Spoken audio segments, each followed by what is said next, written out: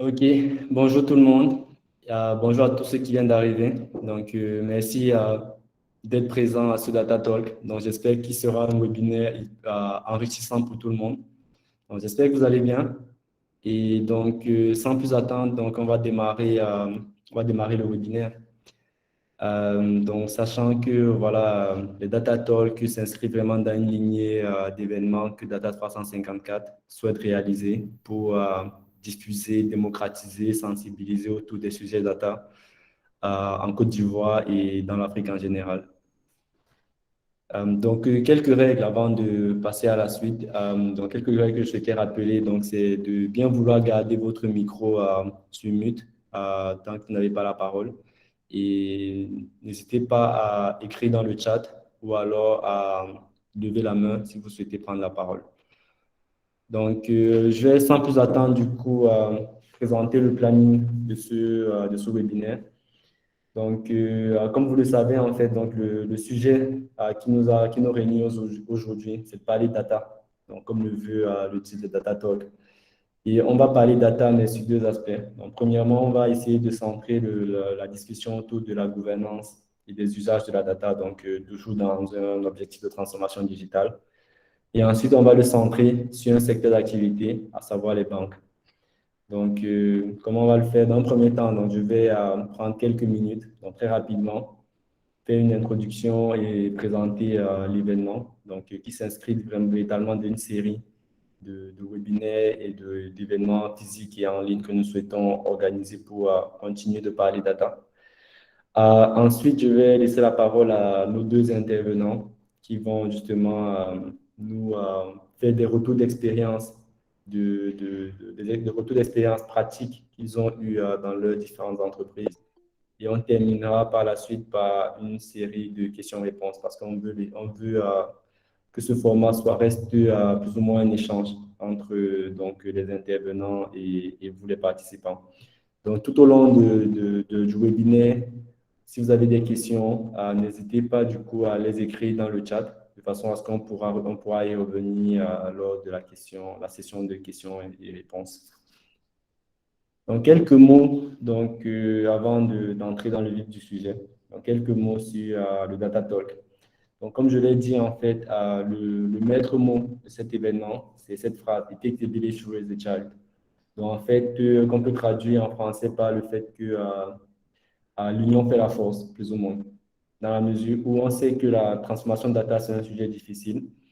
On aimerait véritablement que Abidjan devienne vraiment ce hub technologique et data d'Afrique de l'Ouest. Et donc, pour ça, en fait, on aimerait fédérer au sein d'Abidjan les différents acteurs qui font de la data.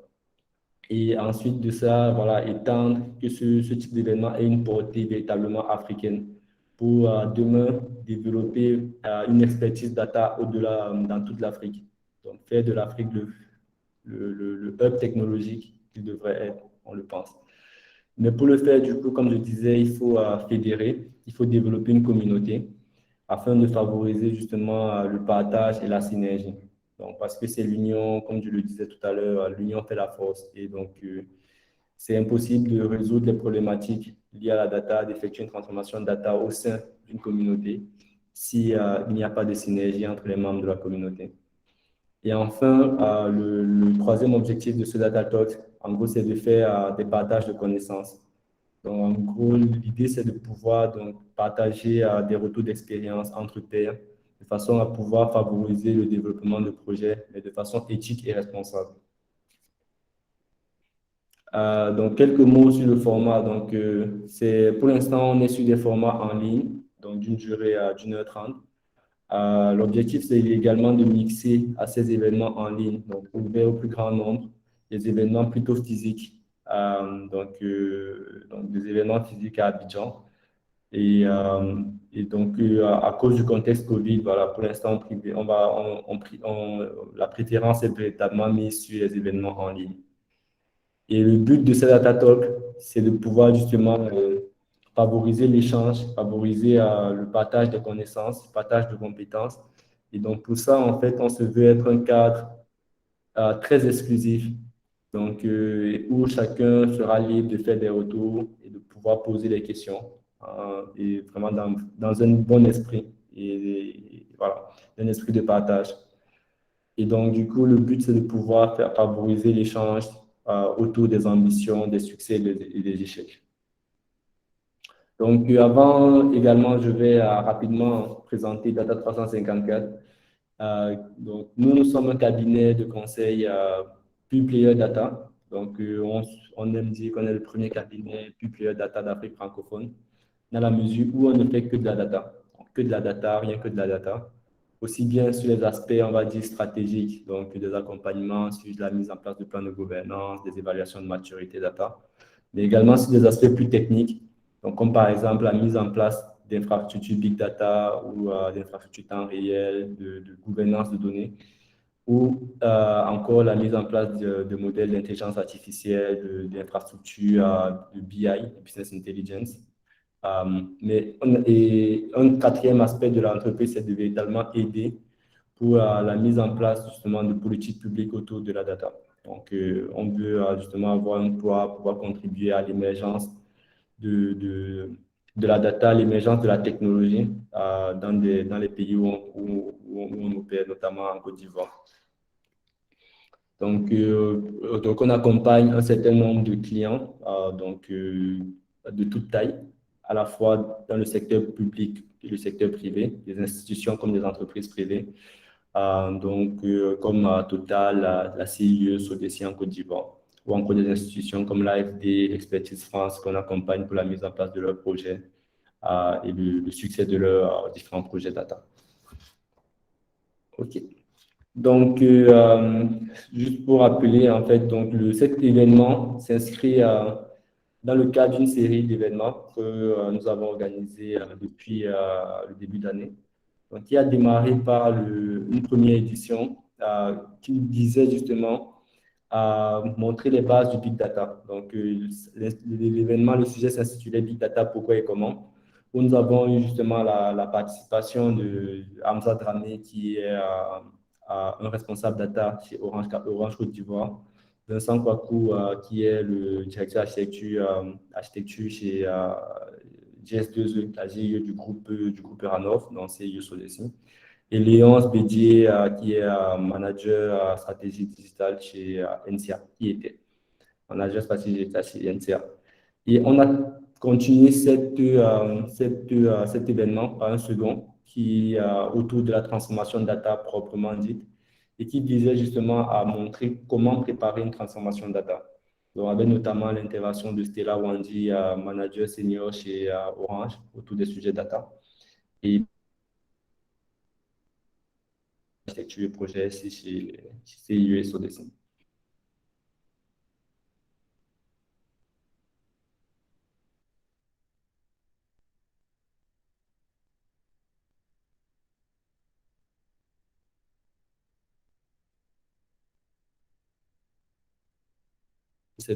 C'est la spécificité de cet événement par rapport aux autres. C'est le fait qu'on a décidé de cibler un secteur d'activité, en l'occurrence le secteur bancaire. Et donc, l'idée là, c'est de pouvoir justement continuer avec une série d'événements, mais spécifiques, donc ciblés par secteur. Donc, là, on commencera par le secteur bancaire. Le prochain événement sera certainement sur un autre secteur. Et nous attendons des retours de votre part pour des préconisations sur des sujets à venir. Donc, comment ça va se passer concrètement? Donc, dans un premier temps, donc là, je terminerai mon introduction.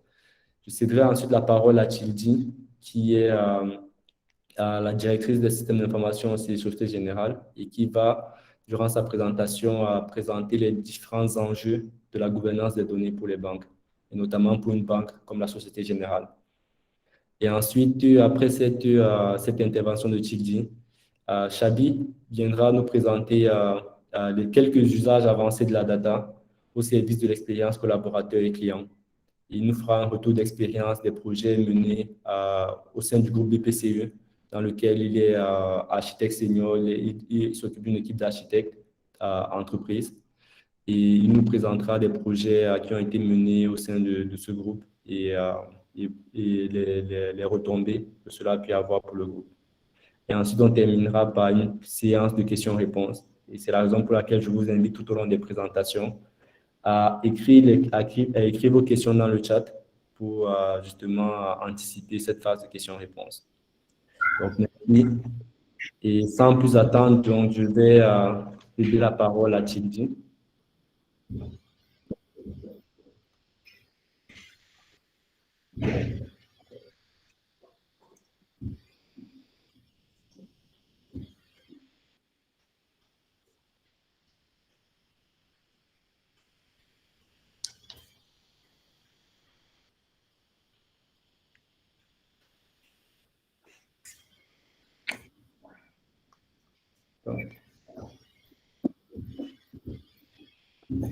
Merci Fabrice. Je pense que j'ai des petits soucis de flux puisque ça coupe. J'espère que vous m'entendez bien. Oui, bonjour à tous. Ok.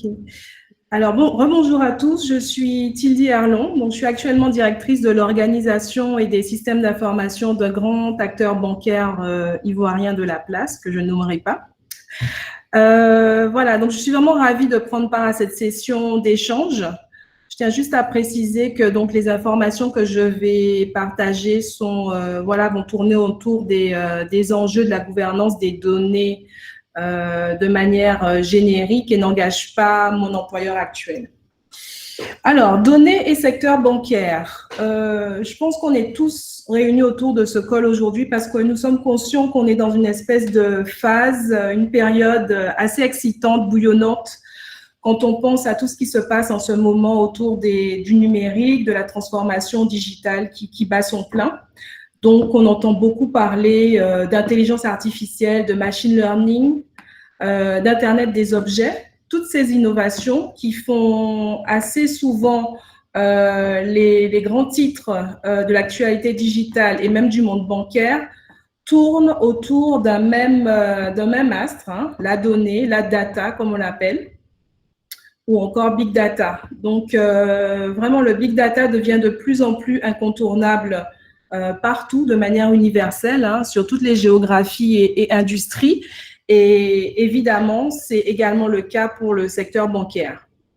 Donc, au niveau du secteur bancaire, en termes, d'enjeux un peu macro, on peut utiliser la data, en fait, pour comprendre, anticiper, prédire les besoins des clients, donc en termes de produits, mais également en termes d'usage. Proposer des produits et des services plus adaptés, donc avoir une idée beaucoup plus fine du besoin du client. Donc, on peut grâce aux capacités en fait, de la data, passer à un mode d'ultra personnalisation en fait des produits et des services pour chaque client en fonction de leur utilisation passée. On arrive à prédire en fait. Ces outils permettent également d'améliorer la prise de décision au sein du secteur bancaire. Donc, améliorer la prise de décision, c'est-à-dire anticiper la prise de décision, la fiabiliser et la garantir, la rendre beaucoup plus fiable. OK? Donc, beaucoup d'enjeux, beaucoup de promesses. J'aimerais en fait avec vous parcourir un peu et voir, pas dans le détail, hein, mais de voir de manière un peu générique comment justement pouvoir cueillir un peu les fruits de ces chantiers de Big Data et comment traiter en fait efficacement l'ensemble de cette masse d'informations qui est mise à disposition de manière un peu naturelle au sein du secteur bancaire, hein, puisqu'on est sur un secteur où les informations sont immatérielles. On a très peu d'échanges physiques au sein d'une banque, tout est immatériel, donc naturellement, c'est une activité qui est très propice et riche en termes de données. Alors, les enjeux clés autour des données. Donc, le premier enjeu concerne la satisfaction client, puisqu'en fait, les données nous permettent en fait de mieux connaître les clients. C'est une impulsion qui a démarré avec les travaux autour du KYC, hein, donc Know Your Customer, et qui peuvent être améliorés, optimisés avec d'autres use cases autour de la data. On a également la personnalisation et la segmentation avec des usages de marketing digital, par exemple. En termes de satisfaction client, on peut aussi noter une problématique un peu risque également, qui est la lutte contre la fraude bancaire, puisque la possibilité en fait de mieux connaître les datas, les comportements, les transactions faites de manière récurrente ou pas, et en ayant une meilleure visibilité du contexte dans lequel ces transactions surviennent, on est capable de beaucoup plus anticiper et détecter les fraudes. Sur le secteur bancaire, bien sûr, donc nous sommes des tiers de confiance, on a de fortes contraintes réglementaires. Donc, il y a vraiment des enjeux autour de ces réglementations. On peut en citer deux, par exemple. Donc, BCBS, qui est donc le standard de réglementation qui est mis en place par le comité de Bâle, hein, et qui impose aux acteurs du secteur bancaire, en fait, toutes les problématiques de data linéage, c'est-à-dire la possibilité de tracer les modifications sur les données, les agrégations. L'objectif, c'est vraiment de pouvoir fiabiliser les reportings, améliorer également la qualité des données qui sont utilisées dans ces reportings. L'autre réglementation forte sur les données concerne la GDPR, donc qui touche cette fois plus les données à caractère personnel, donc qui impose et qui encadre en fait l'utilisation, la manipulation et l'ownership en fait des données à caractère privé. Voilà. Donc toutes ces réglementations structurent également en fait et sont à la fois des contraintes, mais également des opportunités en fait pour mieux utiliser les données, en capter plus, et également mieux connaître les clients. Ensuite, en termes d'optimisation des opérations, donc là, il y a énormément d'enjeux et de use cases, hein. On peut partir dans tout ce qui est détection et anticipation des intentions d'achat, donc avec la possibilité d'améliorer l'efficacité et la proactivité commerciale. On peut également, comme je l'ai mentionné en préalable, hein, donc accélérer, améliorer et guider en fait la prise de décision en donnant plus de visibilité, des données plus comment je dirais, plus rafraîchies, plus précises, plus fiables, qui permettent justement, grâce à l'intelligence artificielle, la digitalisation, l'automatisation, qui permet à tous les niveaux de l'organisation de pouvoir prendre les bonnes décisions au moment souhaité. Ensuite, sur la partie optimisation des opérations ou le volet commercial également, on peut aussi noter des problématiques et des enjeux ou des use cases, en tout cas autour de tout ce qui concerne l'anticipation de l'attrition des clients, donc comment optimiser justement la rétention de ces clients. Et puis, on a également des problématiques de segmentation prédictive, donc basée sur les potentiels flux et avoirs des clients. Autre enjeu, donc, on le comprend, hein, par essence un peu de ce que je viens de dire. Donc, il y a c'est un fort levier en fait pour transformer des produits et des services qui existent aujourd'hui ou en créer de nouveaux. OK. Et c'est aussi l'opportunité de proposer de nouveaux services et ou éventuellement business model. Voilà, je pense qu'on a fait un peu le tour. Côté crédit, risque, finance, on peut optimiser les problématiques de recouvrement. Pas mal de use cases aussi sur toutes les thématiques de scoring, prévision, analyse prédictive.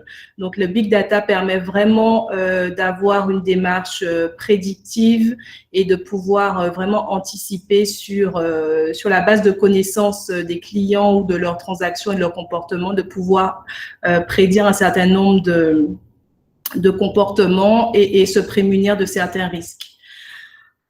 Valorisation des collaborateurs. Donc, effectivement, c'est un sujet qui est moins présent ou auquel on pense moins naturellement, en fait, quand on pense aux enjeux sur le secteur bancaire ou même de manière universelle, de façon transversale au niveau de toutes les industries, mais il y a également une forte opportunité d'optimiser en fait les process internes et les utilisateurs internes, la valorisation des collaborateurs avec des use cases comme meilleure connaissance des employés, donc possibilité d'optimiser en fait les mobilités, d'anticiper les besoins en recrutement, ou encore, par exemple, d'analyser les causes d'absentéisme, juste pour citer quelques exemples pour que ça soit un peu plus concret pour vous. Donc, on se rend compte qu'on a une cartographie des possibles qui est très riche et beaucoup de promesses en fait sur les possibilités du big data, mais concrètement, comment ça se concrétise et comment on peut avancer sur ces sujets. Donc, au slide suivant, en fait, on vous a rappelé un peu le cycle de vie et de transformation des données. Alors, traditionnellement, au niveau du secteur bancaire, les données étaient manipulées plutôt avec pour objectif de faire du reporting enrichi, business intelligence. Donc, voilà. Donc, en général, nous sommes sur des organisations où on fait vraiment du reporting enrichi avec, en général, un data mart, puis des couches un peu d'analyse de données comme Business Object, Talent, Power BI, juste pour restituer en fait ces analyses et ces statistiques. Aujourd'hui, avec les enjeux que j'ai mentionnés et les use cases génériques que j'ai mentionnés auparavant, on se rend bien compte que c'est un modèle qui évolue. Là, on est vraiment sur un cycle de vie de la donnée qui devient beaucoup plus complexe.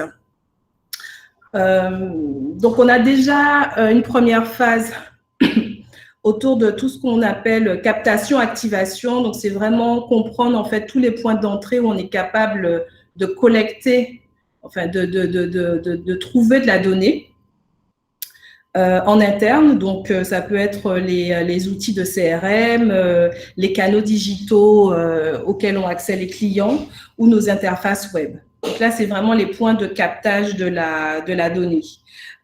On se rend bien compte qu'à ce niveau-là, on a déjà plusieurs métiers qui peuvent intervenir, en fait. Donc, ça peut être des conseillers clients, des opérateurs de recouvrement, du middle office, du back office. Voilà, donc il y a pas mal de gens qui permettent de capter et qui permettent également d'enrichir les données.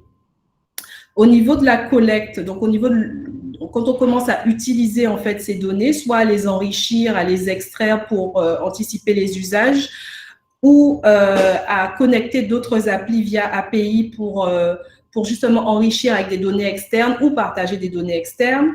On peut également faire appel à de l'open data, hein, donc c'est la capacité en fait d'avoir des plateformes de libre échange de données, ou enrichir également ces données internes en allant puiser en fait sur Internet et récupérer, en faisant du web scrapping et récupérer un peu des données qui permettraient d'enrichir ce qu'on a déjà en interne. En termes de stockage, donc comment on gère toutes ces sources de données de façon générique. Voilà, donc on a différentes possibilités techniques, hein. Donc on a les data lakes qui sont de plus en plus utilisés aujourd'hui, les data warehouse, les data mart, les bases de données traditionnelles qui sont toujours là et avec lesquelles il faut composer, qui sont aussi des premiers leviers de stockage en fait de ces données, avant d'évoluer sur des capacités de stockage plus évoluées comme les data lakes. Ok. En termes de transformation, donc là, si on passe vraiment au processus d'enrichissement, de correction des données, donc on a les problématiques d'extraction, de transformation et de changement autour de ces données. Ensuite, on passe aux couches déjà plus à valeur ajoutée, donc où on va commencer à voir quels sont les insights, donc les sorties en fait qu'on peut récupérer à partir de ces données. Est-ce qu'on en fait des statistiques? Est-ce qu'on rajoute du machine learning ou de l'intelligence artificielle pour optimiser encore plus le rendu et les use cases autour de ces data? Et en dernier lieu, on a une couche un peu plus applicative, hein, donc avec la visualisation. Donc, c'est vraiment comment on restitue. Est-ce qu'on fait des applications à base de Python, R ou autres technologies en vogue du moment? Est-ce qu'on reste sur des rapports statiques?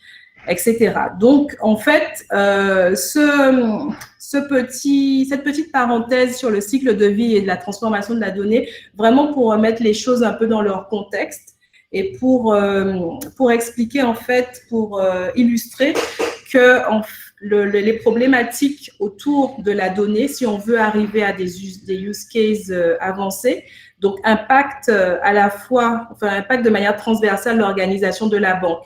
Parce qu'en regardant comme ça, on se dirait que ce sont des problématiques limites un peu purement IT, hein, puisqu'on retrouve énormément d'applications, enfin on retrouve énormément d'infrastructures autour de tout ce dont je viens de parler, et puis également beaucoup de technologies, etc. Mais c'est pas le cas, et c'est ce que je vais vous expliquer dans le slide suivant.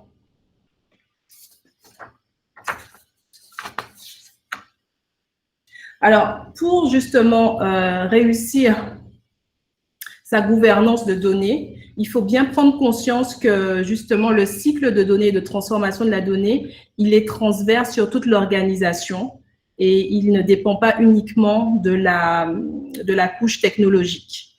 Ok, donc on est vraiment sur des fondamentaux qui sont transverses et qui doivent embarquer toutes les composantes de l'organisation. Et c'est tout l'intérêt de mettre en place une gouvernance des données, donc qui va permettre justement de sortir des aspects uniquement techniques et d'embarquer à la fois les ressources internes, donc l'axe people, et puis les aspects organisationnels avec l'axe process. OK? Donc, si on démarre de la base, un peu en continuité avec ce que je disais tout à l'heure sur le slide suivant, côté technologie, en fait, les enjeux de la gouvernance des données, on se rend bien compte que pour pouvoir arriver à nos fins et avoir des use cases avancés, on a de gros enjeux de qualité des données. Donc, il faut qu'on soit capable de sortir des bases sans doublons, des bases où on a des données qui sont standardisées, qui sont normalisées. Il faut qu'on soit capable, en fait, de définir des référentiels qui sont partagés. C'est l'objectif aussi des travaux autour de tout ce qui est dictionnaire des données, hein, pour permettre de créer de la cohérence tout au long de la chaîne et de façon transversale entre les différents métiers, que d'un métier à un autre, quand on parle d'une donnée en particulier, on soit sûr qu'on y met vraiment tous la même chose. Donc, il y a vraiment tous ces enjeux à la fois techniques, mais également organisationnels qu'il ne faut vraiment pas ignorer. Ensuite, bien sûr, on retrouve toutes les problématiques de confidentialité, d'intégrité et de sécurité autour de ces utilisations big data, hein, puisqu'en fait, on part sur des usages qui nous contraignent, mais qui nous forcent en tout cas à ouvrir beaucoup plus nos systèmes d'information, soit pour collecter plus de données ou en partager. On ouvre de toute façon les usages sur les canaux digitaux aux clients, etc.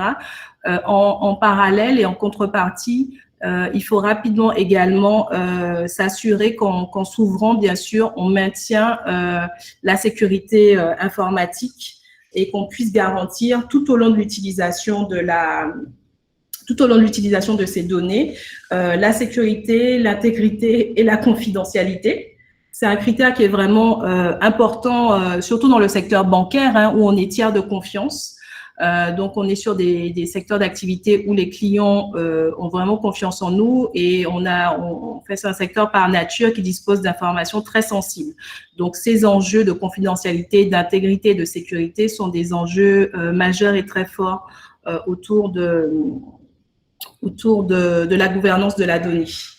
On retrouve également les enjeux de conformité réglementaire que j'ai évoqué tout à l'heure, hein. Bien sûr, il faut rester à chaque fois conforme aux différentes réglementations locales, régionales ou groupes. Voilà. La gestion des données de référence, j'en ai un peu parlé, hein, en disant qu'il fallait standardiser. Et puis, on a évidemment le point sur les collectes et l'intégration des données. Donc, où les chercher, comment les chercher de manière éthique. et puis les intégrer, les stocker et les restaurer, les sauvegarder également. Il manque peut-être un point technique ici, c'est tout ce qui concerne l'architecture des données. Donc, en termes d'architecture, on se rend bien compte que si on veut pas se noyer dans son data lake, on a quand même intérêt à bien connaître ces données, et pour bien les connaître, il faut les cartographier. Donc, il faut avoir vraiment une architecture de données fiable en place. Donc, il faut pouvoir les cartographier, identifier les flux et les différents processus de transformation de ces données. Hein. Donc, toutes les problématiques de data lineage qui en découlent. Donc, ça, c'est pour les enjeux, je dirais, auxquels on pense de manière un peu naturelle. Et puis, il y a les enjeux qui tournent autour des axes process et people, et qui sont tout autant fondamentaux. Je vais rester sur le même slide, s'il te plaît, Fabrice. Merci. Donc, on se rend bien compte qu'en fait, comme je le disais, ce sont des enjeux et des mécanismes transversaux qui embarquent vraiment quasiment tous les métiers et de l'organisation. Donc, il est nécessaire d'organiser et de faire des racis assez clairs, en fait, que les rôles soient organisés et que le mécanisme fonctionne bien, mettre en place des mécanismes également de pilotage, et puis surtout quand on passe sur l'axe people, développer en fait une sensibilisation et une culture autour d'un langage commun, par exemple. Ok. Voilà, je pense que là, j'ai couvert tous les points. On peut passer au dernier slide, Fabrice. Merci. Donc, pour récapituler, donc tout à l'heure, je vous ai expliqué en gros les enjeux et les points d'attention sur la mise en place d'une bonne gouvernance de données. Il y a également des enjeux, enfin des fondamentaux sous-jacents. Hein. Donc, il faut pouvoir, avant de se lancer dans ce genre de projet, pouvoir évaluer sa maturité en termes de data, où en est l'organisation, et bien sûr, qu'est-ce qu'on veut faire? Qu'est-ce qu'on veut faire? Donc, définir la vision, une vision claire, une vision adaptée. Et puis, comme on l'a vu auparavant, hein, il faut absolument que ça soit partagé puisque ce sont des problématiques transverses. Donc, il faut que cette vision soit partagée à l'ensemble de l'organisation et qu'on s'assure qu'elle y adhère, en fait. Ensuite, il y a la définition de l'organisation autour des données. Donc, on l'a évoqué précédemment. Et puis, bien identifier les points réglementaires, RH, côté ressources, budget, etc. Ensuite, on se rend compte que ce sont quand même des démarches modernes, hein, qui nécessitent, en fait, passer à une organisation data-driven nécessite justement de passer aussi, pas en mode agile, hein, mais de développer en fait l'agilité et l'innovation. Donc, à deux niveaux. Donc, le premier, c'est justement au niveau des ressources, des collaborateurs. Donc, voilà, ne pas hésiter à mettre en place des sensibilisations pour justement permettre aux gens de s'ouvrir un peu plus, de co-construire, de partager. OK. Et puis, le deuxième niveau, c'est au niveau de l'organisation du travail, donc passer vraiment en mode agile pour pouvoir, mais alors, quand je parle d'agilité, c'est plus la vision customer-centrique, donc vraiment centré sur l'expérience utilisateur à la fois interne et externe. Puisqu'on se rend compte qu'avec la data, le cœur vraiment, c'est d'apporter de la valeur ajoutée in fine aux clients, qu'ils soient internes ou externes. Le dernier point est peut-être le plus important hein, en termes de fondamentaux pour la mise en place d'une bonne gouvernance des données, c'est qu'il est nécessaire d'avoir un fort engagement du top management, puisque comme je l'ai dit, ce n'est pas uniquement une problématique technique, c'est pas une problématique uniquement de DSI, hein, de direction des systèmes de l'information, c'est une problématique vraiment transversale. Et la mise en place de telles initiatives ne constituent pas un projet en fait. C'est pas un projet qui aura un début et une fin, mais c'est plutôt un vrai changement en termes de culture et d'organisation. Voilà. Je vais passer la main à mon collègue qui va vous parler un peu plus des use cases.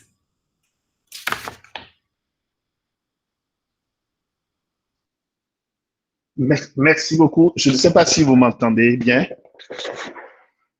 Fabrice, est-ce que je peux avoir un retour? C'est bon? Vous m'entendez bien? Oui, on t'entend très bien. OK, super. Merci beaucoup, merci Tidi, d'avoir planté le décor. Juste pour dire, Fabrice, tu peux aller sur le slide. Juste pour dire, bien sûr, donc, nos échanges ici, c'est de partager effectivement nos différentes visions. Et pour ce qui me concerne, c'est bien de vous parler un peu de ce que j'ai pu tirer de mes expériences comme architecte des systèmes d'information bancaire, aussi comme enseignant à l'Université de Paris-Saclay. Et comme l'a dit Tildy, nos propos ici n'engagent que nous et nous seuls et pas forcément nos employeurs actuels et voilà. Et donc, Tildy est à Abidjan, dans un contexte africain. Et moi, mes expériences, sans doute que je vais partager avec vous, sont issues d'entreprises européennes et de mon emploi actuel. Mais je pense, et peut-être que je me trompe, et que les transformations auxquelles les entreprises sont confrontées et en France, en Europe, sont à peu près les mêmes en Afrique, sauf qu'en Afrique part avec un avantage du saut technologique opéré depuis ces dernières années. Quand on voit le bond et que l'Afrique a fait en termes d'accès à la téléphonie mobile, c'est énorme, sans avoir eu auparavant un accès à la téléphonie filaire. Donc moi, je pense que dans tous les secteurs, il y a des bons technologies qui sont faits et donc finalement, nous met les entreprises africaines et européennes et au niveau technologique à peu près dans les mêmes enjeux. Et donc, je peux me tromper et puis sans doute Tildy va me dire non, c'est pas comme ça, mais je suis entièrement preneur où vous pouvez contribuer. Ça va corriger un peu ma vision que j'ai des entreprises africaines, mais je suis très, très heureux et très content de participer à cet échange avec vous. Et donc, l'agenda que je vous propose sur le slide suivant, c'est de rappeler les 3 grandes promesses d'une stratégie data et que Tildy à développer juste pour cranter un peu et ces promesses qui vont nous conduire tout au long des cas d'usage à voir si réellement ces promesses sont tenues par les attendus business et de la banque. Et donc, l'expérience client via la data que je vais partager avec vous, comment est-ce que la data contribue à améliorer l'expérience client dans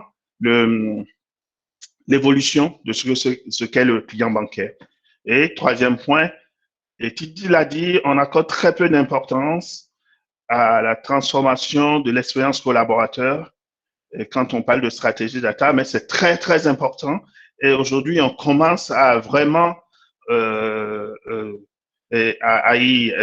s'y attarder parce que stratégie client oblige. Voilà. Donc, les 3 promesses sur le slide suivant qu'a rappelé, qu'a présenté Tildy. Moi, je dis le véhicule entreprise. Et là, je schématise en pensant que l'entreprise est un véhicule qu'on conduit. Et quand on est dans un véhicule, on a besoin d'un certain nombre de leviers, d'un certain nombre d'instruments. Et pour ce qui concerne la stratégie data, pour la conduite d'un véhicule entreprise, nous dit, nous pouvons mettre à votre disposition des éléments pour le pilotage opérationnel, c'est-à-dire être informé en temps réel de ce qui se passe. Donc, j'ai besoin du tableau de bord, j'ai besoin du pare-brise, c'est ce que j'ai représenté un peu, et dans le pilotage opérationnel. La data nous dit, je peux vous aider à piloter de façon stratégique l'entreprise, à mesurer l'activité passée pour mieux prendre une décision.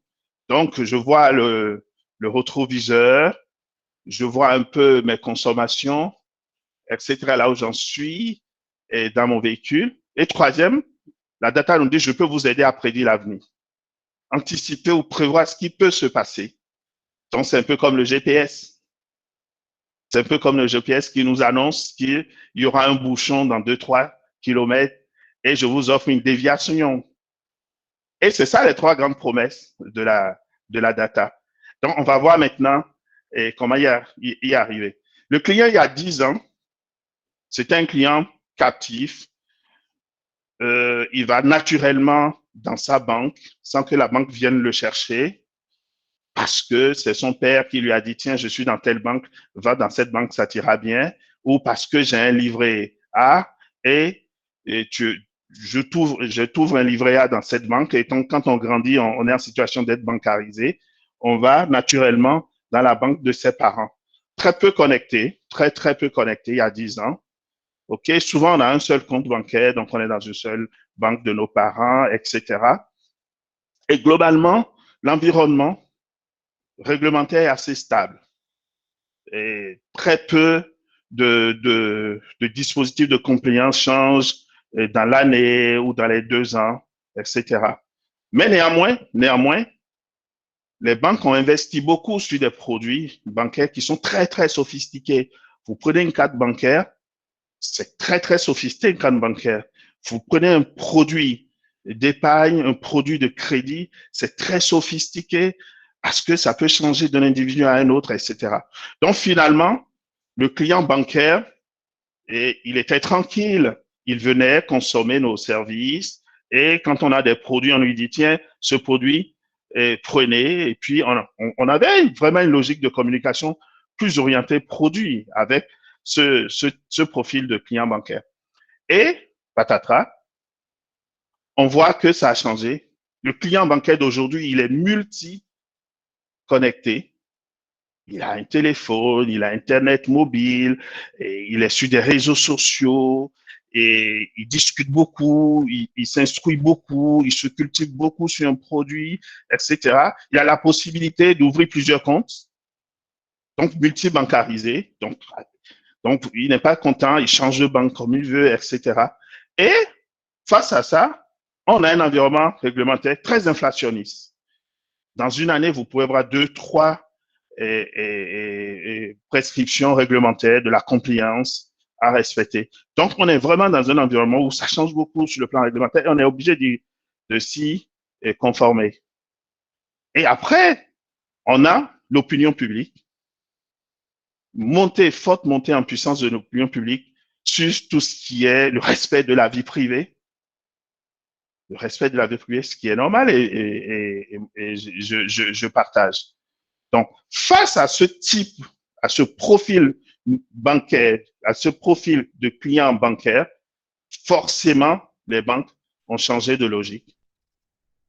Donc, on est beaucoup plus dans une logique de communication, beaucoup plus orientée client. Donc, finalement, on tient compte du client et c'est le client qui est au cœur de toute la stratégie de la banque.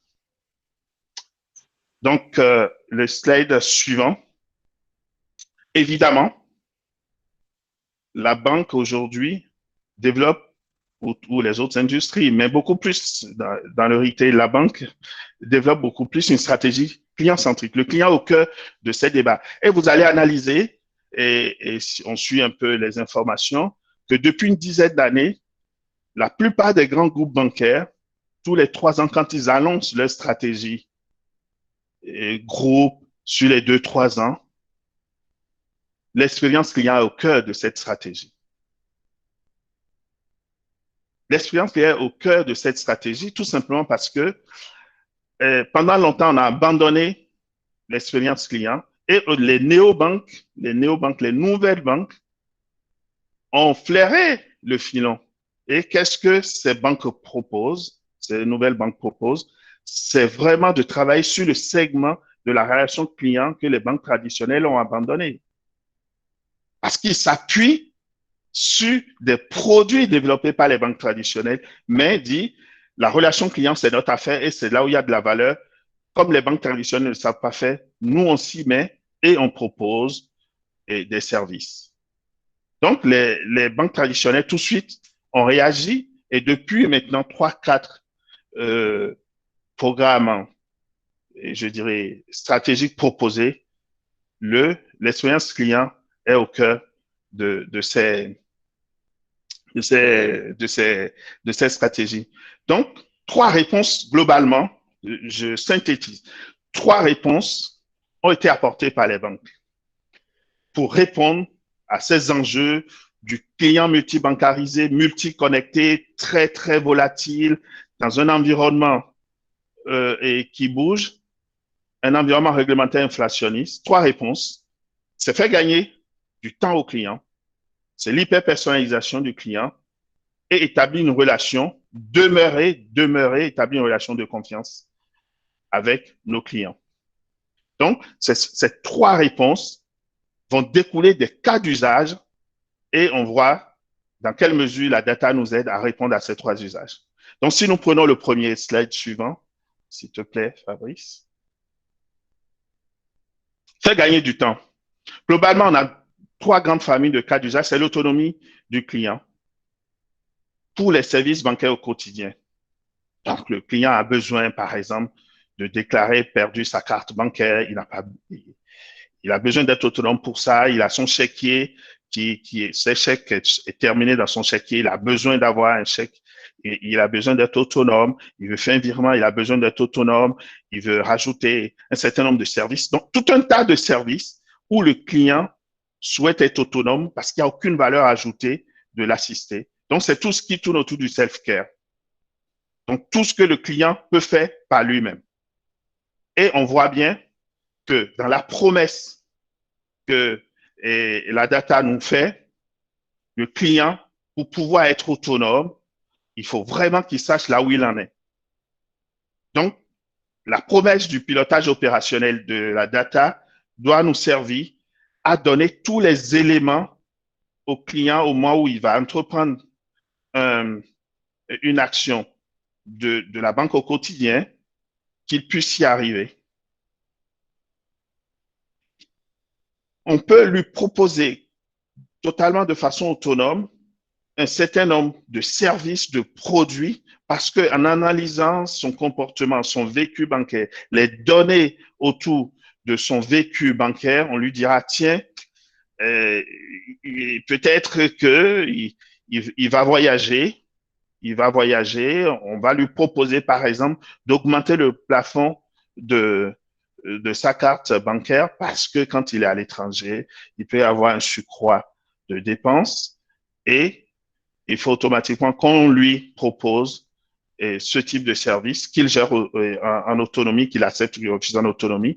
Et là, la promesse data nous dit, avec des travaux de data science, de prédiction de l'avenir, on pourra y arriver. Et ça, c'est vrai, on le fait. Juste pour anecdote, je suis client dans une banque, je vais aux États-Unis une fois, je retire de l'argent dans un distributeur. 3 mois après, je retourne à New York, je retire de l'argent à New York et tout de suite, je reçois un SMS sur mon téléphone qui dit « Ah, monsieur Mamou, bienvenue. Il y a 3 mois, vous étiez ici. Est-ce que vous souhaitez qu'on augmente votre plafond de carte? Compte tenu des dépenses que vous avez effectuées précédemment, nous pensons qu'il vous faut augmenter votre niveau de plafond de carte bleue pour être tranquille. » Oui, non. J'ai dit oui et automatiquement, mon plafond de carte des limites autour de ma carte bancaire ont été changées. Et ça, c'est intéressant pour moi, client, et dans mon expérience client, c'est génial. OK. Souhaite, du moment où je sais faire plein de choses, plein de services en autonomie, si je vais demain rencontrer un conseiller, c'est que j'ai besoin d'une expertise précise. Je ne vais plus le voir pour vraiment des banalités, des généralités. Je vais voir mon conseiller pour des besoins d'expertise précise et pointue. Et donc, l'une des promesses, l'un des cas d'usage, l'une des réponses de la banque, c'est de dire, il faut vraiment que nos conseillers soient au niveau en termes d'expertise. Expertise à la demande, et on a des clients augmentés. Pour avoir des clients augmentés, c'est simple, c'est vraiment de les doter de capacités cognitives pour pouvoir les aider. Et typiquement, les aider, par exemple, à avoir de la prédiction sur la réponse à apporter aux clients dans les informations remplies, dans l'échange, dans l'entretien. Et la promesse data nous y arrive parce que on sait à travers les travaux de data science, etc., et prédire et donner des capacités cognitives complémentaires aux clients aux conseillers pour y arriver. Voilà. Et on dit, tiens, on veut rendre toujours service au client, on veut qu'il soit autonome, qu'il gagne du temps. Il faut que le client sache là où il en est à chaque instant de nos relations. Donc, on peut lui offrir, par exemple, dans son espace connecté, l'ensemble des événements et interactions qu'il a eu avec sa banque. C'est génial. Il sait exactement le niveau d'échange qu'il a eu avec sa banque, les interactions, quels ont été les événements sur son contrat, etc. Il a fait des demandes. Où en est ces demandes? Donc, le suivi de ces demandes dans son espace sans qu'il ait à demander. On peut l'aider même dans l'utilisation de ses fonds, de son budget à travers l'agrégation de ses comptes, la catégorisation de ses dépenses, etc., pour lui donner des moyens de mieux piloter son vécu et sa relation avec la banque. Et la promesse data nous y amène parce qu'à travers le pilotage opérationnel, il sait à tout moment là où il en est et il peut faire des arbitrages sur un certain nombre de dépenses grâce au pilotage décisionnel qu'est la promesse de la data. Donc, on voit bien que faire gagner du temps au client, c'est le rendre autonome, c'est vraiment qu'il ait de l'expertise à la demande et qu'il ait des outils de pilotage de ses propres relations avec la banque. Et en ce sens, on pense que la data peut répondre et répond à cette réponse que les banques ont apportée. L'hyper-personnalisation, c'était bien, Fabrice. Sur l'hyper-personnalisation, bien sûr, on fait partie des industries, à part la santé, qui connaît le mieux ses clients. Parce qu'on capte énormément de data sur nos clients. Donc, il y a 10-15 ans, on l'exploitait très peu. Aujourd'hui, la technologie nous donne l'occasion de mieux exploiter ces données-là. Donc, du coup, du fait qu'on connaît de façon très intime nos clients, on peut améliorer l'expérience client. On prend par exemple l'interaction, le routage intelligent. Un client qui nous appelle. Généralement, jusqu'à il y a 10 ans, un client, on le segmente, son niveau de revenu, sa situation matrimoniale, sa situation professionnelle, et on définit des segments de clients, segment 1, segment 2, segment 3. Voilà. Et dans l'interaction que le client a avec sa banque, on le traite à travers la vision, le prisme de cette segmentation. Jusqu'à il y a 10 ans. Aujourd'hui, on dit le contexte doit primer sur la segmentation. Certes, on a besoin de segmenter parce qu'on a besoin de piloter, etc. Mais le contexte d'échange doit primer sur la segmentation. Imaginons que on a un client qui est, je dirais, fond cœur de notre segmentation, revenu de 3 000 par mois, etc. Et bingo, il touche un héritage de 10 millions. La banque sait que ce client a touché un héritage de 10 millions. Donc, vous vous en doutez très bien que quand le client va appeler, on ne va plus le voir comme le segment qui gagnait 2 000 ou 3 000 par mois. Le contexte de ces 10 millions doivent nous amener à changer la manière dont on va entreprendre la relation avec ce client.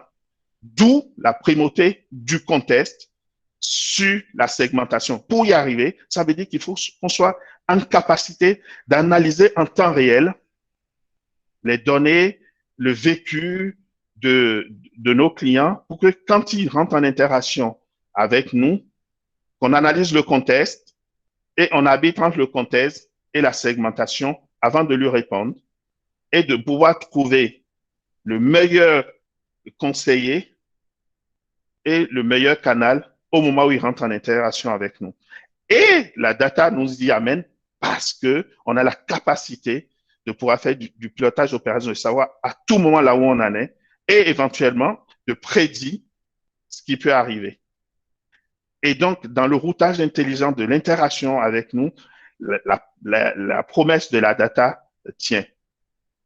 Dernier cas d'usage assez conséquent, c'est la motorisation des offres. Donc, la motorisation des offres, c'est simple.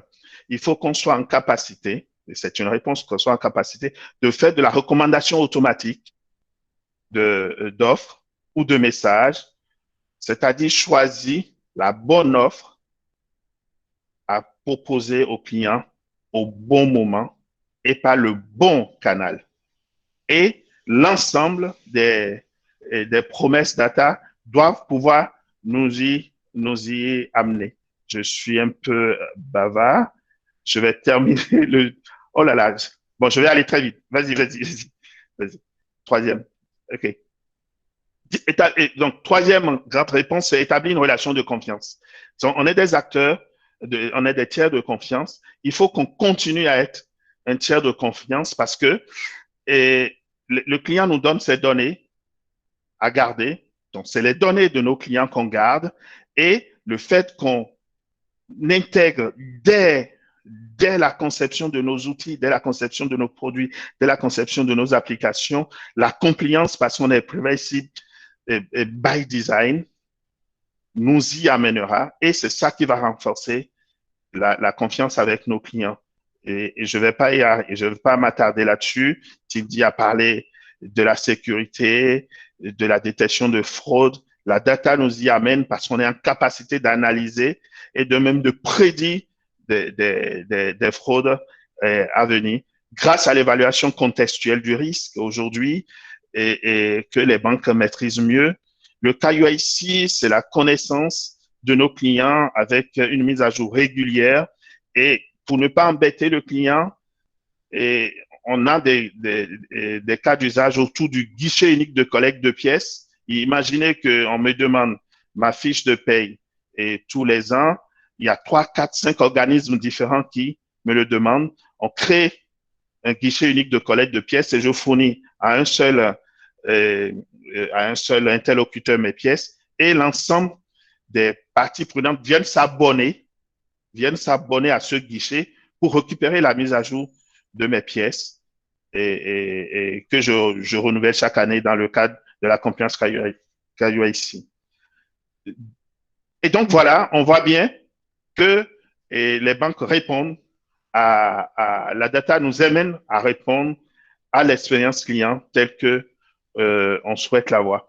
Pour le collaborateur, il y a 10 ans, le collaborateur bancaire, il est assis derrière son bureau, il reçoit un rendez-vous, généralement son client. Il y a une forte activité bancaire du client en agence, on vient souvent en agence. Le collaborateur l'attend, il peut connecter au client, etc. Donc, on est vraiment dans une logique de relations commerciales en agence. Et avec l'évolution de notre client, le slide suivant, avec l'évolution du client, on voit bien que le collaborateur bancaire aujourd'hui, il est multiconnecté aussi. OK? La relation distante avec le client devient la norme. Effectivement, le COVID-19 est passé par là parce que ça a été un accélérateur. Ça a été un accélérateur du travail à distance, y compris même pour nos clients. Donc, le collaborateur bancaire aujourd'hui reçoit très peu en agence, faible fréquentation parce que le client veut être à distance du self-care. Le collaborateur en agence aujourd'hui intègre les nouvelles technologies et avec des usages accrus du digital. Donc, beaucoup plus dans une relation commerciale à distance. Et on a des cas d'usage très intéressants autour de l'expérience collaborateur sur le slide suivant, où les réponses apportées, c'est la personnalisation, le conseil et l'expertise. Ce qui est en miroir, de l'expérience client, parce qu'on parle beaucoup plus aujourd'hui de la symétrie des intentions ou de la symétrie des attentions, etc. Donc, le métier du collaborateur bancaire change et les réponses apportées par les banques, c'est la personnalisation, le conseil et l'expertise. Pour la personnalisation, c'est de pouvoir slide, et Fabrice, s'il te plaît. Slide, voilà, OK. Donc, on a des cas d'usage autour de l'entretien client. Autour de l'entretien client, donc, dans l'entretien qu'un collaborateur veut accorder à un client, il dispose aujourd'hui des cas d'usage de la préparation, il dispose de la vision 360 des interactions, des interactions entre le client et sa banque et des événements. Il dispose aussi des cas d'usage autour de la recommandation de produits et de messages à la demande.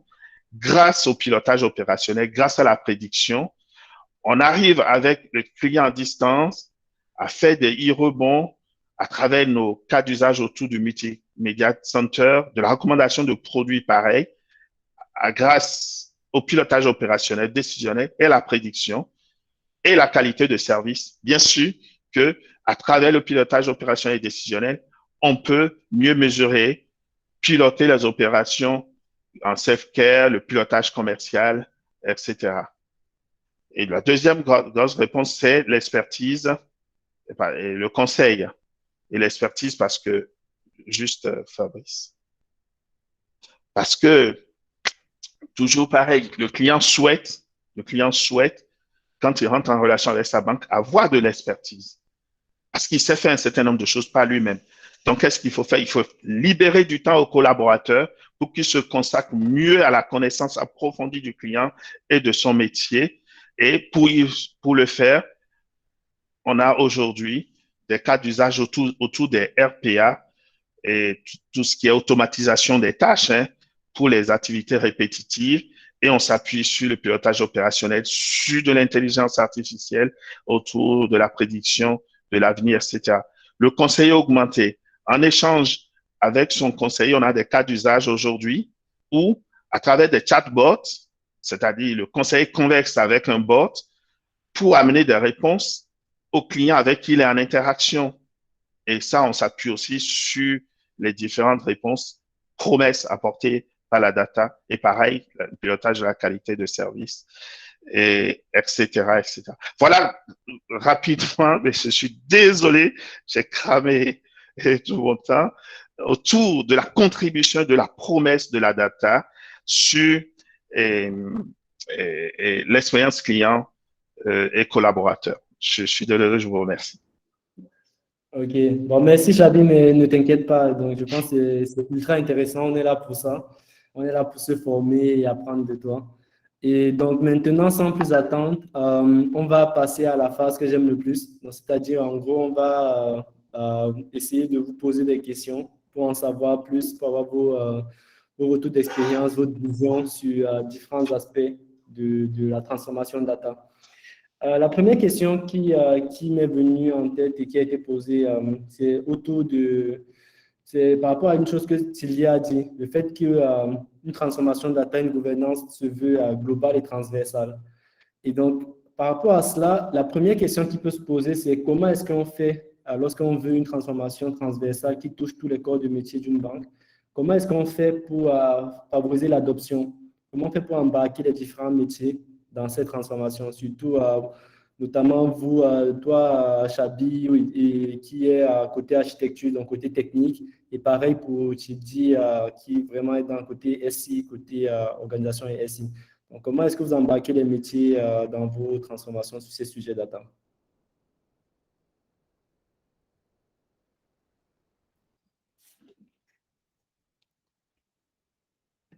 Je laisse Tildy répondre ou Je peux m'essayer. Chacun peut fournir une réponse parce que là, l'idée pour moi, c'est imaginez une personne, un de nos interlocuteurs qui souhaite démarrer une transformation data dans son entreprise. Quels seraient les conseils que vous lui donnez justement pour favoriser le fait de pouvoir embarquer les différents métiers dans cette aventure? Je peux proposer un élément de… Vas-y. Comme je le disais tout à l'heure, hein, ce sont des sujets en fait qui me paraît vraiment difficile de gérer par une personne dans son coin. Parce que ce sont, comme tu l'as dit et comme on l'a répété, ce sont des sujets vraiment transverses, globaux, qui impliquent différentes directions et différents niveaux d'intervention. Donc, pour ces sujets, il faut vraiment un fort engagement du top management. On est vraiment sur des situations où il faut vraiment une forte mobilisation et que le top management, donc en général, c'est pas toujours facile, mais certaines organisations ont la chance d'avoir des directions générales qui sont très comment je dirais, focus sur ce genre de sujet et c'est clair que c'est un facteur clé de succès. Hein. Quand ce sont des initiatives qui sont lancées à l'initiative d'une direction informatique ou d'une DOSI ou même uniquement côté de métier, en fait, c'est un peu une vision partielle.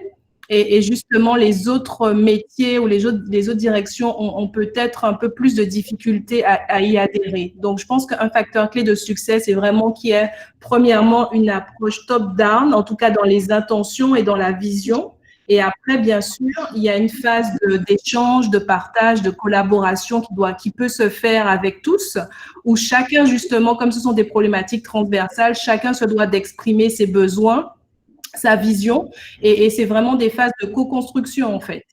Mais je pense que de ma fenêtre, il est vraiment nécessaire d'avoir un engagement fort côté top management pour que ces initiatives justement soient adoptées, partagées et que de manière transversale, on aide que les équipes puissent y adhérer en fait. Très, très bien. C'est très clair. Chabi, je ne sais pas si tu avais… Non, c'est que moi, j'ai très peu vu d'initiatives data et qui prospèrent sans vraiment embarquer toute l'entreprise. Parce que c'est pas de l'IT pour de l'IT. Et ça apporte de la valeur métier, ça apporte de la valeur client. Et forcément, s'il n'y a pas un engagement de l'entreprise, comme le dit, de type top-down, je ne vois pas comment ça peut marcher. À moins de monter son lab dans son coin, et puis ça propose rien. Je ne vois pas. Et puis surtout, c'est très coûteux. C'est très coûteux, donc il faut avoir le financement. Et donc, c'est ça. Moi, je prends par exemple, et nous, c'est public, hein, je peux en parler. Nous, notre groupe a lancé son plan stratégique là, juste avant l'été, en juillet. C'est sur 3 ans, 400 millions d'euros. C'est des sujets très sérieux pour que ce soit fait dans un coin. Okay. Non, je pense que vous avez effectivement raison. Et du coup, le fait de pouvoir embarquer le top management est crucial. Et d'ailleurs, à ce sujet, parce qu'on sait que c'est crucial pour mener à bien une transformation data qui, normalement, peut être très longue et très coûteuse, comme tu l'as dit, Chabi. Mais est-ce que vous aurez des conseils justement pour pouvoir sensibiliser le top management, essayer de les embarquer dans cette aventure? Moi, je pense, Teddy, si tu me permets,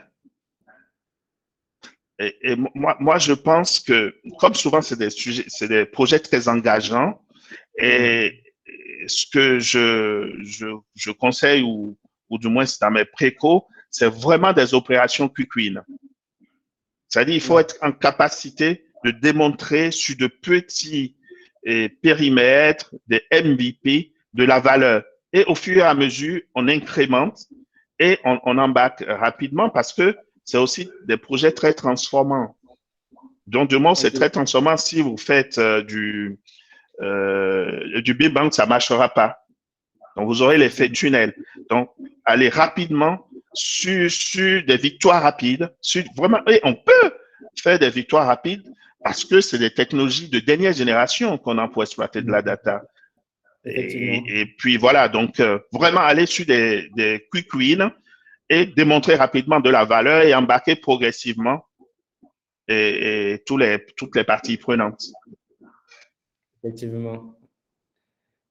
Non, mais c'est effectivement, je suis totalement aligné avec cette vision d'être agile, montrer de la valeur rapidement et c'est ainsi qu'on arrivera à embarquer l'ensemble de l'organisation. Tildy, est-ce que tu avais un élément à rajouter par rapport à cela? Non, non, rien à rajouter. Je pense effectivement qu'en mettant en place des POC, donc effectivement des maquettes, des exemples sur de petits périmètres qui fonctionnent, je pense effectivement c'est la démarche pour pouvoir sensibiliser et obtenir, si on ne l'a pas naturellement, l'oreille et l'attention de son top management. Ouais, effectivement. Donc là, c'est vraiment véritablement le conseil pour avoir l'oreille de son top management. Mais après, quand on parle de data, on parle d'intelligence artificielle, de big data, notamment d'intelligence artificielle. Beaucoup de collaborateurs continuent à penser que voilà, l'intelligence artificielle va venir remplacer leur métier. Donc, ont de l'appréhension par rapport à cette nouvelle technologie, par rapport à ces nouveaux modes de travail, de fonctionnement. Quel conseil vous donnerez aussi à une personne qui démarre voilà, une aventure data dans son organisation pour justement fédérer le plus grand nombre et convaincre ceux qui ont des appréhensions vis-à-vis des outils comme l'intelligence artificielle?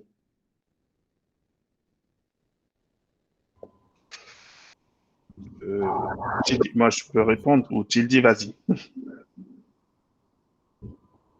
Ça rejoint l'axe people que j'évoquais au préalable. En fait, il est vraiment nécessaire de sensibiliser et former et d'expliquer déjà en premier lieu aux collaborateurs la vision, histoire de les faire adhérer et puis pousser encore plus dans le détail avec vraiment des sensibilisations, même des formations pour leur faire comprendre la valeur ajoutée du digital, de l'intelligence artificielle, de l'automatisation qui va en découler, de la prédictabilité qui pourra en découler, puisqu'en fait, au final, c'est pas vraiment des suppressions de l'optimisation. Enfin, c'est pas toujours de l'optimisation de la suppression, c'est surtout aussi du changement. Donc, des gens qui faisaient peut-être des tâches répétitives ou sans valeur ajoutée peuvent être formés à occuper de nouveaux métiers ou à apporter des services beaucoup plus à valeur ajoutée aux clients, par exemple. Si on prend le cas de certains conseillers clientèle avec des initiatives data, les use cases qui sont identifiés, dont on a parlé. Ces conseillers clientèle peuvent passer sur du conseil à beaucoup plus forte valeur ajoutée, prendre le temps de conseiller les clients avec une automatisation de certaines de leurs tâches qui seraient faites sur la base d'intelligence artificielle ou en utilisant de la data. Voilà, donc je pense qu'il est vraiment nécessaire d'expliquer ça aux gens. En fait, c'est vraiment pas forcément de la suppression. Il y a des cas où éventuellement il pourrait y en avoir, mais c'est surtout un changement et une translation en fait. Donc on passe à autre chose. On passe à de nouveaux usages et donc c'est une opportunité au contraire de monter en compétences et d'apporter plus de valeur ajoutée aux clients, aux collaborateurs externes et à l'organisation de manière générale. D'accord. Non, mais c'est très, très, très clair. Et notamment, ça permet justement d'arriver au Graal que souhaite toute entreprise, c'est-à-dire d'être data-driven, c'est-à-dire où chaque collaborateur serait capable d'exploiter les données pour prendre des décisions par la suite. Donc, c'est très clair. Je voulais profiter également, maintenant qu'on vous a, pour parler d'un sujet, je pense, qui concerne les banques en Afrique. Donc, c'est la bancarisation. Donc, un des enjeux pour des banques en Afrique, pour les banques, le secteur bancaire en Afrique, c'est de réussir à fournir des services pour la majorité de la population qui est actuellement non bancarisée. Donc, je n'ai pas des chiffres en tête, mais on est autour, j'imagine, de 70%. Tu dis, je pourrais me dire, pourrais donner un chiffre peut-être plus correct. Mais comment est-ce qu'avec la donnée, notamment avec une bonne gouvernance des données, est-ce que les banques seraient à même de pouvoir mieux adresser les clients qui sont aujourd'hui pas bancarisés en Afrique?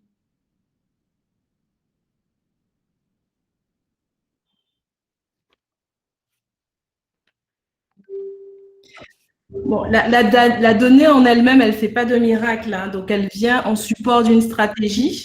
Elle vient en support d'une stratégie métier. Donc effectivement, si au niveau de la stratégie métier, il y a une volonté d'aller chercher des clients non bancarisés ou de partir sur de nouveaux modèles, donc effectivement, la data peut être un levier puisqu'on s'est rendu compte qu'il y avait des use cases qui pouvaient être utilisés. Voilà, donc je pense qu'il n'y a pas de réponse, comment dirais-je, toute faite à ta question, hein. Côté organisation, système d'information, nous, on vient toujours en support à la vision métier. Donc, ils définissent leur stratégie et puis après, on voit en fait comment répondre à cette stratégie avec la data ou l'intelligence artificielle. Okay. Par contre, on voit bien que sur certaines organisations qui touchent justement le secteur des clients qui historiquement étaient non bancarisés, je pense notamment aux opérateurs télécoms, hein, avec les offres de mobile money ou de télécom banking, je ne sais pas comment les qualifier. On voit bien que ce sont des organisations en fait qui utilisent leur data et ce qui leur permet justement de pousser à cette clientèle des offres de crédit ou même d'épargne avec une réactivité assez forte puisqu'ils sont capables d'embarquer des scorings immédiats. Donc, sur la base de certaines données, ils sont capables de définir si oui ou non un prêt peut être attribué aux clients. Donc, je pense que ce sont des services qui permettent d'augmenter un peu la captation de nouveaux clients et de les fidéliser par la suite. Très, très, très bien. OK. C'est très clair. Merci beaucoup, Thierry, pour ta réponse. Et donc, du coup, ça me permet de pouvoir parler d'une des questions posées, notamment autour de la connaissance client. Donc, en fait, là, on a pris pas mal d'exemples, vous avez pris pas mal d'exemples durant vos présentations sur notamment notamment l'exemple qu'a pris Chabi sur la connaissance client où il a effectué une opération aux États-Unis qui a été loguée par sa banque. Et maintenant, la question d'une des personnes, c'était comment est-ce que cette connaissance client-là peut être utilisée, dont Thierry en a parlé un petit peu, peut être utilisée, mais plutôt pour fournir des offres comme du crédit, du crédit scoring. Donc, comment est-ce que à travers cette connaissance client, on peut améliorer les opérations de crédit, notamment pour favoriser l'accès au logement du plus grand nombre?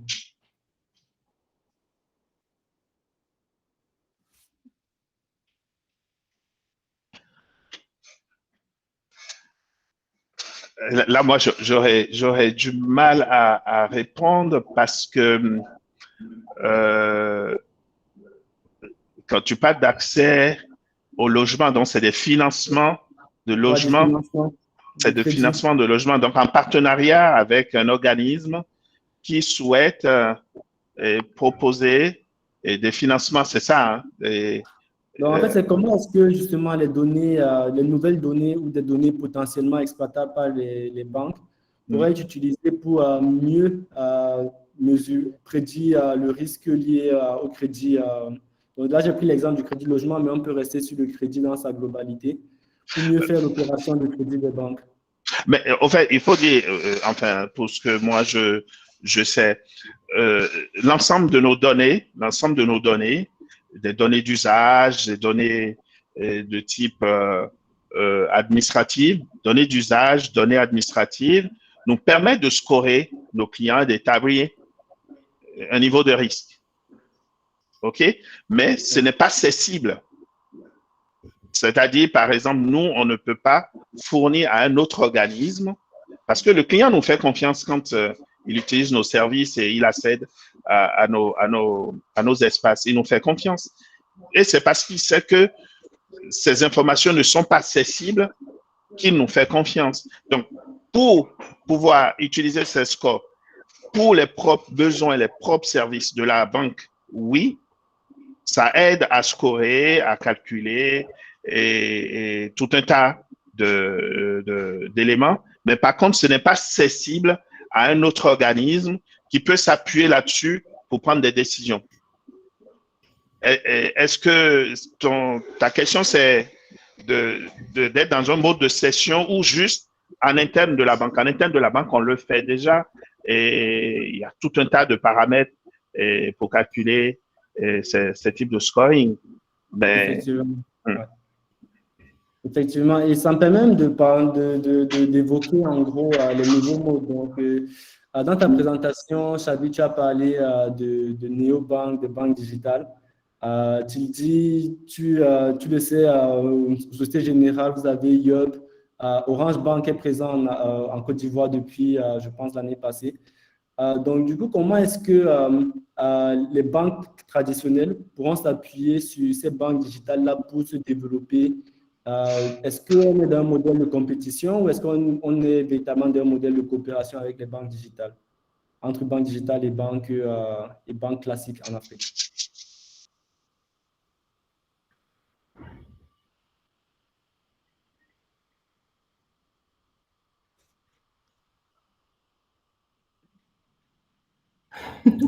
Bon, Fabrice, ta question, elle est un peu stratégique, quoi, en fait. Donc, je veux dire, c'est clair que maintenant, et je ne parle pas pour Société Générale, quand on regarde ce qui se passe partout, on est plus dans une approche de collaboration, en fait, au niveau des acteurs. Il y a de plus en plus de partenariats entre des banques traditionnelles, des opérateurs fintech.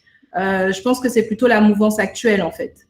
Que ça soit en Europe, en Asie, on a souvent des partenariats ou que ça soit en marque blanche ou alors ou pas d'ailleurs, mais il y a beaucoup de partenariats et je pense que on est plus dans un mode de collaboration que de compétition, puisqu'au final, on se rend compte que nous sommes dans un écosystème où de toute façon, les banques traditionnelles, même les fintechs en ont besoin, puisqu'elles sont là surtout en récupération des services à valeur ajoutée, donc elles ont besoin quand même du socle bancaire. Donc il y a un peu de compétition, c'est sûr, mais je pense qu'il y a également de la place pour de la collaboration et pour pouvoir faire de plus en plus de partenariats ensemble. On voit bien qu'il y a beaucoup plus d'open banking. Tu vois, on pousse beaucoup plus quand même à la collaboration via des API, etc. Donc, moi, je pense qu'on est plus dans une mouvance de collaboration que de compétition stricto sensus. Oui, effectivement. Ouais, je partage. Hein. C'est vrai qu'au début de l'émergence de ces néobanques, il y a eu vraiment une guerre. Et il y a eu un certain nombre de décès, je dirais, parce que les banques traditionnelles ont senti la menace. Parce que vous savez, on était sur un marché captif, on était assis, les clients nous venaient et puis on se gavait bien. Et on a vu que, tiens, on se sent menacé un peu sur le créneau de la relation client. Et la première réaction des banques, c'était tout de suite de dire, tiens, il ne faut pas que ces néobanques existent. Donc, il y a eu des rachats, on les rachète pour les tuer, on rachète des fintechs, on les intègre, on les tue et on tue l'innovation finalement. Et après cette phase, les banques ont dit, mais non, finalement, on peut imaginer autre chose. Et maintenant, on est purement dans une phase de beaucoup plus de collaboration et vraiment d'association pour pouvoir avoir beaucoup plus de valeur ajoutée. Donc, on est beaucoup plus sur ça que vraiment de ce qu'on a connu tout au début, où il y a eu des rachats, on tue ces entreprises-là, on tue l'innovation qui va avec. Et puis, c'est dommage. C'est dommage. Moi, je suis beaucoup plus en tant que technicien, beaucoup plus dans de la coopération où je vois, tiens, il y a un pure player de tel segment qui fait mieux que nous. Je préconise un échange que une intégration ou une compétition. Ouais, je pense aussi. Donc, en fait, ça me permet de penser à un sujet, un élément que tu as évoqué, Chabi, dans ta présentation. Et c'est rare de voir des personnes qui le soulignent en opportunité pour les banques africaines. C'est cet aspect, cet élément de saut technologique-là. Donc, la capacité la capacité justement qu'ont les entreprises africaines de pouvoir sauter des étapes dans leur développement. J'aimerais justement revenir dessus parce que là, tu as pris l'exemple du téléphone portable. On peut prendre l'exemple du cloud. Donc, justement, j'aimerais que vous essayiez un peu d'aller un peu plus en détail sur cet élément qui représente, pour moi, je trouve, une grosse force qu'ont les entreprises africaines par rapport aux autres grosses entreprises. Je vais vous raconter une anecdote. J'ai été en charge pour le groupe de la mise en place de l'instant showing, c'est-à-dire qu'on soit en capacité à l'issue d'un contrat, quand un client vient nous voir, et on lui fait un contrat, qu'il reparte avec sa carte bleue, quel que soit le niveau de la carte qu'il reçoit. Donc, c'est l'impression instantanée de la carte en agence.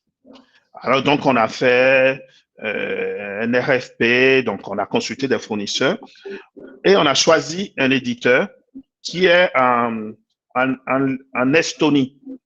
Alors, on lui demande de nous présenter un retour d'expérience sur l'impression instantanée de la carte bancaire. Il nous présente une banque nigériane. Ah là, ça fout une claque. Il nous présente une banque nigériane qui nous a fait le retour d'expérience. Il dit, en 15 minutes, le client, il vient, on nous rend compte et il sort avec la carte, quelle que soit la garantie qu'il souhaite avoir. C'est énorme. Donc, et moi, j'ai découvert finalement, c'est parce que, bien évidemment, ils n'ont pas un fort legacy, ils sont agiles, ils ont fait un saut vraiment technologique, ils ne sont pas passés par toutes les couches technologiques par lesquelles on est passé en Europe. Ils ont pris la dernière génération, ils impriment la carte en agence, OK, Visa ou Euromaster, ou Mastercard. Et ils impriment en agence, et c'est une banque nigériane qui est venue à Paris nous faire ce retour d'expérience.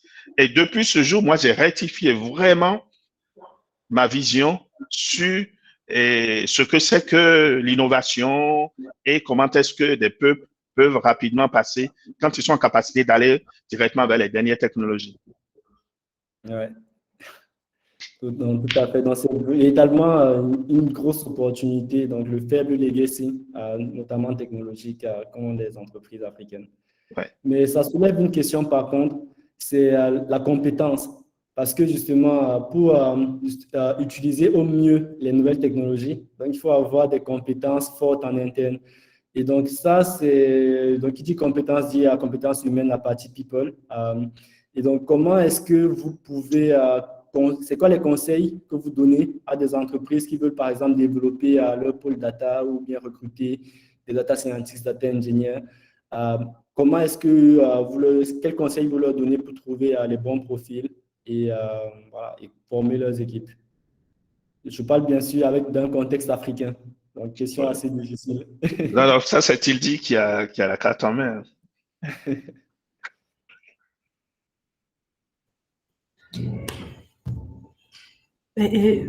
Sur la Côte d'Ivoire, je pense qu'il y a de bonnes universités qui forment des data scientists. Hein. Donc, voilà, les formations sont en place. Il faut savoir aller les chercher, il faut savoir attirer les candidats parce que ce sont effectivement des profils qui deviennent de plus en plus recherchés. Donc, certains se font désirer. Donc, il faut pouvoir les attirer et les convaincre de nous rejoindre. Et en plus de ça, j'aimerais aussi qu'on évoque aussi le sujet de la diaspora. La diaspora dont certains membres nous suivent actuellement et qui, je pense, sont intéressés par des retours en Afrique. Donc, j'imagine que c'est également un vivier de compétences intéressant pour des entreprises comme la Société Générale Côte d'Ivoire.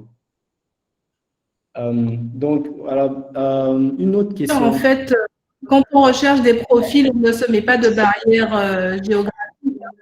Pas de barrière géographique. Je crois que ça a coupé. Je disais que quand on recherche des profils, on ne se met pas de barrière géographique. Donc, à partir du moment où les profils sont recherchés et que les différentes offres sont publiées, donc on accueille vraiment toutes les expertises qui répondent aux besoins. Donc, les membres de la diaspora sont bien sûr les bienvenus. Ouais. Et je pense que c'est aussi l'occasion même de saluer des entreprises comme Société Générale Côte d'Ivoire, Orange, qui financent justement entre autres le Master Data Science de l'INPHB et qui justement contribuent activement à la formation de ces profils qualifiés. Donc, profils qui iront à la fois dans ces entreprises-là, mais également dans d'autres entreprises. Bon, toute transparence comme chez nous, où on recrute massivement dans ce master. Et c'est grâce à des initiatives comme le Fonds Société Générale ou Orange Côte d'Ivoire. Donc, j'aimerais rebondir sur une question aussi. C'est la question des systèmes de l'hybridation. Donc, ça permet de revenir sur le cloud. Donc, c'est un aspect assez plutôt tech.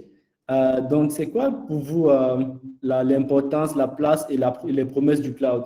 Donc, est-ce que vous êtes plutôt, vision personnelle, hein, est-ce que vous êtes plutôt pro-cloud? Est-ce que pour vous, l'avenir, c'est un monde où tout est dans le cloud? Ou est-ce que vous êtes plutôt pour un avenir hybride ou un avenir plutôt on-prem? Moi, il ne faut pas être dogmatique sur ces sujets-là. Et ce qui est important, c'est la création de valeur. Si le cloud, dans la création de valeur, peut être un facteur d'accélération, on y va. On ne va pas dans le cloud pour aller dans le cloud. Et pour des entreprises qui ont beaucoup de legacy, qui sont déjà chez eux, forcément, on sera dans un modèle hybride. Pour des entreprises qui ont très peu de legacy interne, le cloud peut être un bon facteur de start-up, de démarrage, et puis après, d'accélération.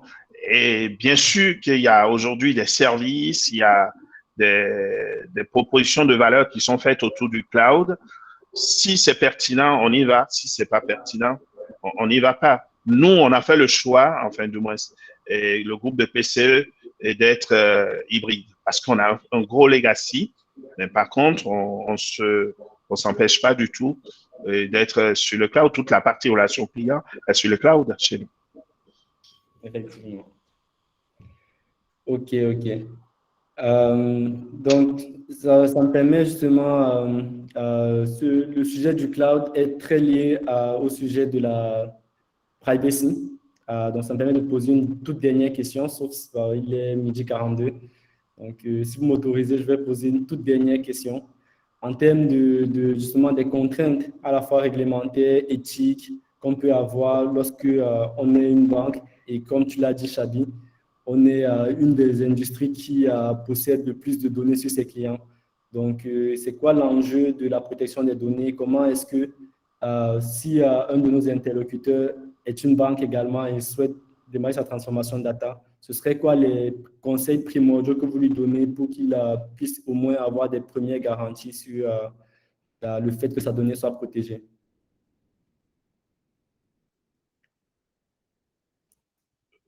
Je peux répondre pour ce qui concerne un certain nombre de sujets que moi j'ai adressés. Il faut noter que les grands acteurs du cloud sont privacy, je disais by design ou embarqués, où ils embarquent déjà un certain nombre de trucs. Moi, j'ai souvenir quand à l'époque on n'était vraiment pas encore sur le cloud et on avait une réflexion pour dire il faut qu'on choisisse des cloud providers et on rencontre Amazon. Et on dit, bon, tiens, on discute avec Amazon, on dit, nous, on est sur un métier très réglementé, etc. Et le gars d'Amazon, gentiment, nous remet à notre place en disant, oui, on comprend, mais nous, on discute avec votre régulateur. OK? Il dit, on ne va pas discuter avec chaque banque européenne. Vaut mieux qu'on discute avec le régulateur, la BCE, pour pouvoir intégrer toute la compliance européenne et tout le monde en bénéficiera. Donc, et ça a été le cas aussi de GCP. C'est aussi le cas de Microsoft. Donc, ils intègrent déjà, quand ils veulent s'adresser à des secteurs hyper réglementaires comme le secteur de la santé, de la banque, ils intègrent par définition ces notions-là. Donc, moi, aujourd'hui, c'est beaucoup plus culturel. C'est beaucoup plus culturel en interne de nos organisations, le problème, que véritablement ces partenaires. Bien sûr qu'il y a une marge de progression, etc. Mais il faut qu'on arrive à faire le pas de côté, nous, d'abord en interne, pour dire peut-être que nos données sont mieux sécurisées chez le clouder que dans nos data centers, où quelqu'un oublie, par exemple, de rallumer, je ne sais pas, ou d'éteindre un disjoncteur et puis il peut faire arrêter tout. Donc, bref, voilà un peu, et nous, ce qui a été notre démarche et notre réflexion. Et certes, on a eu quelques résistances pour aller sur le cloud, mais aujourd'hui, ce pas est fait de côté et culturellement, on a franchi un cap depuis 2 ans. Ouais. OK. Et je sais que la Société Générale, je pense que est déjà très, très en avance sur ces sujets-là. Avant nous, d'ailleurs. Ben, c'est pareil, c'est des sujets où, comment je vais dire, personnellement, je ne suis pas dogmatique, il n'y a pas vraiment de religion sur le sujet. Néanmoins, nous sommes, enfin, le secteur bancaire est toujours un tiers de confiance, hein, donc les clients nous donnent accès à leurs données les plus sensibles et les plus confidentielles. Donc, vraiment, c'est avec, comment dirais, une analyse au cas par cas, avec revue sécurité, revue conformité réglementaire, sur tout ce qui est données personnelles. On regarde vraiment au cas par cas les opportunités éventuellement de passage sur le cloud. Des problématiques très encadrées. OK.